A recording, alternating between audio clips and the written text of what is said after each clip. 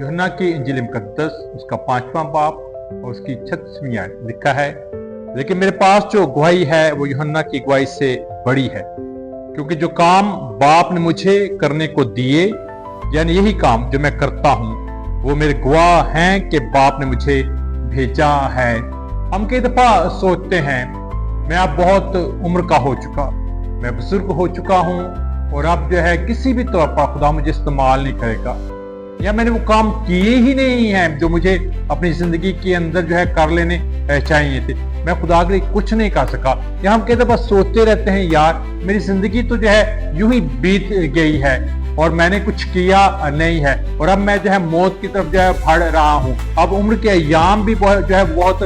बढ़ चुके हैं। मैं आपसे कहना चाहता हूँ खुदा के कलाम के मुताबिक इब्राहिम जो है 70 साल का है, बूढ़ा है, खुदा ने उसके साथ जो है अहद बांधा है। मूसा 80 वर्ष का है और खुदा ने उसे बुलाया है कि वो काम करे, और क्या करे, एक बड़ा काम करे, बनी इस्राएल को मिस्र से निकाल कर जो है वो लाए। यशवा बुजुर्ग है और खुदा ने जो है काम दिया है कि वो जो है बनी इस्राएल को कनान में जो है वो लेकर जाए।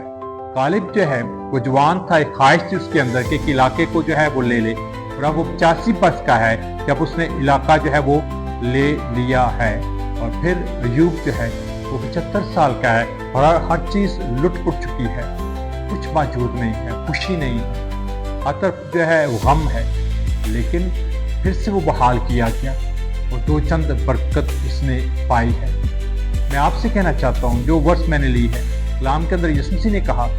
जो काम जो है खुदा पाक ने उसके बाप ने जो है उसको करने को दिए वो उसने किए, और जो काम आपके लिए जो है खुदा ने रखे और करने को दिए हैं वो होकर ही रहेंगे, कोई रोक नहीं सकता। आपकी उम्र के अय्याम उसे रोक नहीं सकते, आपका लागरपन उसे रोक नहीं सकता, आपका कमजोर होना उसे रोक नहीं सकता। आप ईमान लाओ, बेहतरीन काम जो है आप करने जा रहे हो, उससे बढ़कर जो कुछ आप कर चुके हो, करने जा रहे हो, खुदा की ऐन पाक मर्जी के नीचे रहते हुए आप मत घबराओ, आप मत डरो कि मैं बूढ़ा हो गया हूं, मैं कमजोर हो गया हूं। खुदा 75 साल,